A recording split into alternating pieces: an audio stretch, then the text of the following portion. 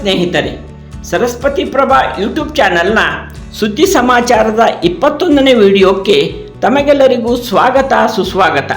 ಈ ಸಂಚಿಕೆಯಲ್ಲಿ ನಾವು ಭೂಮಂಡಲದ ಮೇಲೆ ಅತ್ಯಧಿಕ ಕೃಪೆಗೈಯುವ ಕೃಪಾನಿಧಿ ಶ್ರೀ ಸತ್ಯನಾರಾಯಣ ಸ್ವಾಮಿಯ ಬಗ್ಗೆ ತಿಳಿದುಕೊಳ್ಳುತ್ತಾ ಇತ್ತೀಚೆಗೆ ಹುಬ್ಬಳ್ಳಿಯ ವಿದ್ಯಾಧಿರಾಜ ಭವನದಲ್ಲಿ ನಡೆದ ಶ್ರೀ ಸತ್ಯನಾರಾಯಣ ಪೂಜೆ ಹಾಗೂ ಸಾಮೂಹಿಕ ಶ್ರೀ ರಾಮನಾಮ ತಾರಕ ಮಂತ್ರ ಜಪ ಕಾರ್ಯಕ್ರಮದ ಮಾಹಿತಿಯನ್ನು ಮಾಡಿಕೊಳ್ಳೋಣ. ಬನ್ನಿ ಸ್ನೇಹಿತರೆ, ನೀವೆಲ್ಲರೂ ಹಲವಾರು ಸಲ ಶ್ರೀ ಸತ್ಯನಾರಾಯಣ ಪೂಜೆಯ ಕಥೆಯನ್ನು ಕೇಳಿರುತ್ತೀರಿ. ಶ್ರೀ ಸತ್ಯನಾರಾಯಣ ಸ್ವಾಮಿಯು ಪೂಜೆಯನ್ನು ಶ್ರದ್ಧಾಭಕ್ತಿಯಿಂದ ಮಾಡುವ ಮೂಲಕ ಲಾಭ ಸುಖ ಪಡೆದ ಹಲವಾರು ಜನರ ನಾನಾ ಕಥೆಗಳು ಅದರಲ್ಲಿ ಬಂದಿರುತ್ತವೆ. ಆದರೆ ಶ್ರೀ ಸತ್ಯನಾರಾಯಣ ಸ್ವಾಮಿ ಯಾರು ಎಂಬ ಪ್ರಶ್ನೆಗೆ ಉತ್ತರ ಕಂಡುಕೊಳ್ಳಲು ಪ್ರಯತ್ನಿಸಿದ್ದೀರಾ? ಸ್ನೇಹಿತರೆ, ನಿಮಗೆ ತಿಳಿದಿರಲಿ, ಶ್ರೀ ಸತ್ಯನಾರಾಯಣ ಸ್ವಾಮಿಯು ವಿಷ್ಣುವಿನ ಒಂದು ರೂಪ.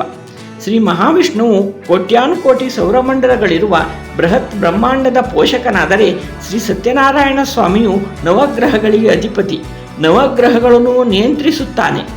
ಇದರ ಅರ್ಥ ಈ ಭೂಮಂಡಲದ ಅಥವಾ ನಮ್ಮ ಸೌರಮಂಡಲದ ಮೇಲಿರುವ ಶ್ರೀ ಮಹಾವಿಷ್ಣುವಿನ ಅಂಶ ಅಥವಾ ರೂಪವೇ ಶ್ರೀ ಸತ್ಯನಾರಾಯಣ ಸ್ವಾಮಿ. ಭೂಮಂಡಲದ ಮೇಲಿರುವ ಭಕ್ತರ ಸಜ್ಜನರ ರಕ್ಷಣೆಯ ಹೊಣೆ ಶ್ರೀ ಸತ್ಯನಾರಾಯಣ ಸ್ವಾಮಿಯದು ಎನ್ನಬಹುದು. ನಮ್ಮ ಕರ್ಮಕ್ಕನುಗುಣವಾಗಿ ಫಲ ದೊರೆಯುವಂತೆ ನೋಡಿಕೊಳ್ಳುತ್ತಾನೆ. ನಮ್ಮ ನಕ್ಷತ್ರಕ್ಕೆ ಅನುಗುಣವಾಗಿ ಗ್ರಹಗತಿಗಳು ತಮ್ಮ ಪ್ರಭಾವ ಬೀರುತ್ತವೆ ಎನ್ನುವ ಸಂಗತಿ ಎಲ್ಲರಿಗೂ ತಿಳಿದಿರುವುದೇ ಆಗಿದೆ. ಆದರೆ ಶ್ರೀ ಸತ್ಯನಾರಾಯಣ ಸ್ವಾಮಿಯನ್ನು ಶ್ರದ್ಧಾಭಕ್ತಿಯಿಂದ ಪೂಜಿಸಿದರೆ ಆತನ ಕೃಪೆಯಿಂದ ಗ್ರಹಗಳ ನಕ್ಷತ್ರಗಳ ಕೆಟ್ಟ ಪ್ರಭಾವದಿಂದ ಆತ ಭಕ್ತರನ್ನು ಪಾರು ಮಾಡಿ ಅವರ ಸರ್ವ ಇಚ್ಛೆಗಳನ್ನು ಪೂರ್ಣಗೊಳಿಸಿ ಅನುಗ್ರಹಿಸುತ್ತಾನೆ ಎನ್ನುವ ನಂಬಿಕೆಯೂ ಇದೆ. ಆತ ಭಕ್ತರ ಬೆಳಕು, ಯಶಸ್ಸಿನ ಕೀಲಿಕೈ, ಪರಿಶ್ರಮೆಯ ಗಾಡ್ಫಾದರ್, ಪ್ರಾಮಾಣಿಕತೆಯ ಜೊತೆಗಾರ. ಆತ ನಮ್ಮೆಲ್ಲ ಕೆಲಸದ ಮುಂದಿದ್ದನೆಂದರೆ ಅಲ್ಲಿ ಅಪಜಯ ಅಯಶಸ್ಸಿನ ಪ್ರಶ್ನೆಯೇ ಇಲ್ಲ. ಆ ಕಾರಣದಿಂದಲೇ ಮದುವೆ, ಗೃಹ ಪ್ರವೇಶ, ಹುಟ್ಟುಹಬ್ಬ, ಹೊಸ ಕೆಲಸ, ವ್ಯಾಪಾರ, ಉದ್ದಿಮೆಯನ್ನು ಆರಂಭಿಸುವುದಕ್ಕಿಂತ ಮೊದಲು ಶ್ರೀ ಸತ್ಯನಾರಾಯಣ ಸ್ವಾಮಿಯ ವ್ರತ ಅಥವಾ ಪೂಜೆಯನ್ನು ಮಾಡುತ್ತಾರೆ. ವಿದ್ಯಾಭ್ಯಾಸದಲ್ಲಿ ಅಥವಾ ಪರೀಕ್ಷೆಯಲ್ಲಿ ಯಶಸ್ಸನ್ನು ಪಡೆಯುವ ಸಲುವಾಗಿಯೂ ಶ್ರೀ ಸತ್ಯನಾರಾಯಣ ಸ್ವಾಮಿಯ ಪೂಜೆಯನ್ನು ಮಾಡಿಸುವವರೂ ಇದ್ದಾರೆ. ಈ ಕಲಿಯುಗದಲ್ಲಂತೂ ಶ್ರೀ ಸತ್ಯನಾರಾಯಣ ಸ್ವಾಮಿಯ ಪೂಜೆಯಷ್ಟು ಸುಲಭದ ಪೂಜೆ ಮತ್ತೊಂದಿಲ್ಲ. ಮಂಗಳಗೌರಿ ವ್ರತಾಚರಣೆಗೆ ಶ್ರಾವಣ ಮಾಸದ ಮಂಗಳವಾರವೇ ಬರಬೇಕು. ವಿಜೃಂಭಣೆಯ ಶ್ರೀ ಗಣೇಶೋತ್ಸವವನ್ನು ಆಚರಿಸಲು ಭಾದ್ರಪದದ ಚೌತಿಗಾಗಿ ಕಾಯಬೇಕು. ಶಾರದೋತ್ಸವಕ್ಕೆ ನವರಾತ್ರಿ, ಲಕ್ಷ್ಮೀ ಪೂಜೆಗೆ ದೀಪಾವಳಿಯನ್ನು ಬರಮಾಡಿಕೊಳ್ಳಬೇಕು. ಅದರಲ್ಲಿಯೂ ಒಳ್ಳೆಯ ಮುಹೂರ್ತವು ಬರುವ ತನಕ ಕಾಯಬೇಕು. ಆದರೆ ಈ ಶ್ರೀ ಸತ್ಯನಾರಾಯಣ ಸ್ವಾಮಿಯ ಪೂಜೆಗೈಲು ಇಂತಹದ್ದೇ ತಿಥಿ, ದಿವಸ, ಮುಹೂರ್ತ ಬೇಕೆಂಬ ನಿಯಮವಿಲ್ಲ. ಪೂರ್ಣ ಚಂದ್ರನಿರುವ ಹುಣ್ಣಿಮೆ ಅಥವಾ ಸಂಕ್ರಾಂತಿಯನ್ನು ಮಾಡುವುದು ಒಳ್ಳೆಯದೆಂದು ಕೆಲವರು ಹೇಳುತ್ತಾರಾದರೂ ಅಂದೇ ಮಾಡಬೇಕೆಂಬ ಕಟ್ಟಳೆ ಖಂಡಿತ ಇಲ್ಲವೇ ಇಲ್ಲ. ಈ ವ್ರತದಂದು ದೇವರ ನೈವೇದ್ಯಕ್ಕೆ ಹಣ್ಣುಕಾಯಿಯೊಂದಿಗೆ ಹೇಳಲಾಗಿರುವ ಏಕೈಕ ಪ್ರಸಾದ ಭಕ್ಷ್ಯವೆಂದರೆ ತುಪ್ಪ, ಹಾಲು, ಸಕ್ಕರೆ, ರವೆ, ಬಾಳೆಹಣ್ಣು ಬಳಸಿ ತಯಾರಿಸುವ ಸಪಾತ್. ಬಹುಶಃ ಇದು ದೇವರಿಗೆ ಅರ್ಪಿಸುವ ಭಕ್ಷ್ಯಗಳಲ್ಲಿಯೇ ಅತ್ಯಂತ ರುಚಿಕರ ಭಕ್ಷ್ಯ ಅಂದರೆ ತಪ್ಪಾಗಲಾರದು. ಹಿಂದೂಗಳು ಮಾಡುವ ಪ್ರತಿಯೊಂದು ವ್ರತ ಪೂಜೆಯಲ್ಲಿಯೂ ಪ್ರಥಮ ಪೂಜೆ ಗಣಪತಿಗೆ. ಅದರಂತೆ ಸತ್ಯನಾರಾಯಣ ಸ್ವಾಮಿಯ ವ್ರತದ ಸಂದರ್ಭದಲ್ಲಿಯೂ ವಿಘ್ನ ವಿನಾಶಕ ಶ್ರೀ ಗಣಪತಿಯನ್ನು ಮೊದಲು ಪೂಜಿಸಬೇಕು. ನಂತರ ನವಗ್ರಹ ಪೂಜೆ ಮಾಡಿ ಆಮೇಲೆ ಶ್ರೀ ಸತ್ಯನಾರಾಯಣ ಪೂಜೆ ಮಾಡಿಸಬೇಕು. ಅದರೊಂದಿಗೆ ಲಕ್ಷ್ಮೀ ಪೂಜೆಯನ್ನು ಮಾಡಬೇಕು. ಮನೆಗಳಲ್ಲಿ ಶ್ರೀ ಸತ್ಯನಾರಾಯಣ ವ್ರತ ಮಾಡುವವರು ಮದುವೆಯಾದ ಹೆಣ್ಣು ಮಕ್ಕಳಿಗೆ ಹಾಗೂ ತಮ್ಮ ಕುಟುಂಬದ ಹೊರಗಿನ ಮುತ್ತೈದೆಯರಿಗೆ ಉಡಿ ತುಂಬುವ ಶಾಸ್ತ್ರವೂ ಇದೆ.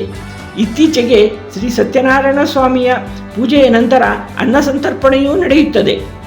ಸತ್ಯನಾರಾಯಣ ಸ್ವಾಮಿ ಈ ಭೂಮಂಡಲದ ಮೇಲೆ ಸತ್ಯ, ಪ್ರಾಮಾಣಿಕತೆಯನ್ನು ವೃದ್ಧಿಸುವ ಸಲುವಾಗಿ ಅವತಾರ ತಾಳಿದ್ದಾರೆ.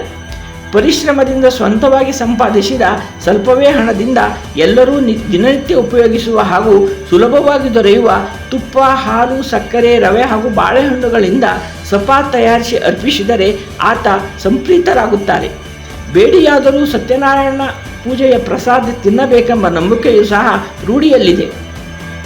ಆ ನಂತರ 5 ಅಧ್ಯಾಯಗಳುಳ್ಳ ಶ್ರೀ ಸತ್ಯನಾರಾಯಣ ಸ್ವಾಮಿ ವ್ರತದ ಕಥೆಯನ್ನು ಪುರೋಹಿತರು ನೆರೆದ ಭಕ್ತಾದಿಗಳಿಗೆ ತಿಳಿಸುತ್ತಾರೆ. ಇದರ ಮೂಲ ಉದ್ದೇಶವೆಂದರೆ ಪರಿಶ್ರಮದಿಂದ ಯಶಸ್ವಿಯಾಗು, ದುಡಿದ್ದರಲ್ಲಿ ಸ್ವಲ್ಪವನ್ನು ದೇವತಾ ಕಾರ್ಯಕ್ಕೆ ದಾನಕ್ಕೆ ಉಪಯೋಗಿಸು, ಮನಸ್ಸಿನಲ್ಲಿ ಏನಾದರೂ ಕೋರಿಕೆ ಇಟ್ಟುಕೊಂಡು ಯಾವುದಾದರೂ ಹರಿಕೆ ಮಾಡಿಕೊಂಡಿದ್ದರೆ ಅಥವಾ ಯಾರಿಗಾದರೂ ವಾಗ್ದಾನ ಮಾಡಿದ್ದರೆ ಅದನ್ನು ಮರೆಯಬೇಡ ಅನ್ನುವುದೇ ಆಗಿದೆ. ಅದೇ ರೀತಿ ಹುಬ್ಬಳ್ಳಿಯ ಹಲವಾರು ಕಡೆಗಳಲ್ಲಿ ಗೌಡ ಸಾರಸ್ವತ ಬ್ರಾಹ್ಮಣರು ಆಚರಿಸುವಂತೆ ನವನಗರದ ಹತ್ತಿರ ಅಮರಗೋಳದ ಕೃಷಿ ಉತ್ಪನ್ನ ಮಾರುಕಟ್ಟೆಯ ಎದುರಿಗಿರುವ ಶ್ರೀ ಸಂಸ್ಥಾನ ಗೋಕರ್ಣ ಪರ್ತಗಾಳ ಜೀವೋತ್ತಮ ಮಠದ ಶಾಖಾ ಮಠವಾದ ವಿದ್ಯಾಧಿರಾಜ ಭವನದಲ್ಲಿ ಪ್ರತಿ ವರ್ಷ ಶ್ರಾವಣ ಮಾಸದಲ್ಲಿ ನವನಗರ ಹಾಗೂ ಹುಬ್ಬಳ್ಳಿ ಧಾರವಾಡದ ಗೌಡ ಸಾರಸ್ವತ ಬ್ರಾಹ್ಮಣರ ಸಹಕಾರದಿಂದ ಸಾರ್ವಜನಿಕವಾಗಿ ಶ್ರೀ ಸತ್ಯನಾರಾಯಣ ಪೂಜೆಯನ್ನು ಆಚರಿಸಿಕೊಂಡು ಬರಲಾಗುತ್ತಿದೆ. ಅದರಂತೆ ಈ ವರ್ಷ ಆಗಸ್ಟ್ 17ರಂದು ವಿದ್ಯಾಧಿರಾಜ ಭವನದಲ್ಲಿ ಶ್ರೀ ಸತ್ಯನಾರಾಯಣ ವ್ರತವನ್ನು ಆಚರಿಸಲಾಯಿತು. ಶ್ರೀ ದಿನೇಶ್ ಪೈ ದಂಪತಿಗಳ ಯಜಮಾನತ್ವದಲ್ಲಿ ಹಾಗೂ ವೇದಮೂರ್ತಿ ಶ್ರೀ ಚರಣದಾಸ್ ಭಟ್ ಅವರ ಪೌರೋಹಿತ್ಯದಲ್ಲಿ ಪೂಜಾ ವಿಧಾನಗಳು ನಡೆದವು. ಆರಂಭದಲ್ಲಿ ದೇವತಾಪಾರ್ಥ ನಡೆದು ಸಂಕಲ್ಪ ಕೈದು ಪೂಜಾರಂಭವಾಯಿತು. ಕೊನೆಗೆ ನೈವೇದ್ಯ ಮಹಾಮಂಗಳಾರತಿಯೊಂದಿಗೆ ಪೂಜಾ ವಿಧಾನ ಸಂಪನ್ನವಾಯಿತು. ನೆರೆದ ಭಕ್ತವೃಂದಕ್ಕೆ ವೇದಮೂರ್ತಿ ವಿನಾಯಕ್ ಭಟ್ರವರು ತೀರ್ಥ ಪ್ರಸಾದ ಹಂಚಿದರು. ಭೂರಿ ಭೋಜನದೊಂದಿಗೆ ಈ ವರ್ಷದ ಶ್ರಾವಣ ಮಾಸದ ಶ್ರೀ ಸತ್ಯನಾರಾಯಣ ವ್ರತ ಪೂಜೆಯು ಸಂಪನ್ನವಾಯಿತು. ಈ ಸಂದರ್ಭದಲ್ಲಿ ಶ್ರೀ ಗೋಕರ್ಣ ಪರ್ತಗಾಳ ಜೀವೋತ್ತಮ ಮಠದ ಕೇಂದ್ರ ಸಮಿತಿಯ ಉಪಾಧ್ಯಕ್ಷ ಹಾಗೂ ಶ್ರೀ ವಿದ್ಯಾಧಿರಾಜ ಭವನ ಸಮಿತಿಯ ಅಧ್ಯಕ್ಷ ಶ್ರೀ ಆರ್ ಕಾಮತ್, ಹುಬ್ಬಳ್ಳಿ ಗೌಡ ಸಾರಸ್ವತ ಬ್ರಾಹ್ಮಣ ಸಮಾಜ ಅಧ್ಯಕ್ಷ ಶ್ರೀ ರಮೇಶ್ ಪಿ ನಾಯಕ್, ಕಾರ್ಯದರ್ಶಿ ಶ್ರೀ ಪ್ರಮೋದ್ ಕಾಮತ್, ಧಾರವಾಡ ಜೆಎಸ್ಪಿ ಸಮಾಜದ ಅಧ್ಯಕ್ಷ ಶ್ರೀ VS ಪ್ರಭು, ಶ್ರೀ ಸದಾನಂದ ಶೇಷಗಿರಿ ಕಾಮತ್, ಶ್ರೀ ವಿನಾಯಕ್ ರಮೇಶ್ ಕಾಮತ್, ಶ್ರೀ ಉದಯ್ ಶಾನ್ಬಾಗ್ ಆದಿ ಗಣ್ಯರು ಉಪಸ್ಥಿತರಿದ್ದರು. ಇಲ್ಲಿಗೆ ಸರಸ್ವತಿ ಪ್ರಭಾ ಸುದ್ದಿ ಸಮಾಚಾರದ ಈ ಸಂಚಿಕೆ ಮುಕ್ತಾಯವಾಯಿತು. ಪೂರ್ಣವಾಗಿ ವೀಕ್ಷಿಸಿದ ಎಲ್ಲರಿಗೂ ಧನ್ಯವಾದಗಳು.